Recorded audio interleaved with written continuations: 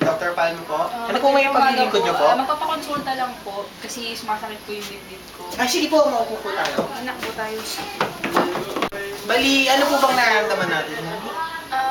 Daw kasi parang sumasakit po yung kaliwang dibdib ko madalas ngayon. Nagkaroon ako kasi ng breast cancer dati. Bukod po sa pagsakit, ano pa pong nararamdaman natin?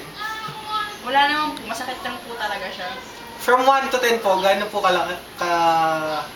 kasakit? Siguro, Dok, mga 8. 8 po. 8 po. So, since may history po tayo ng breast cancer, posible pong bumalik po siya ulit sa inyo.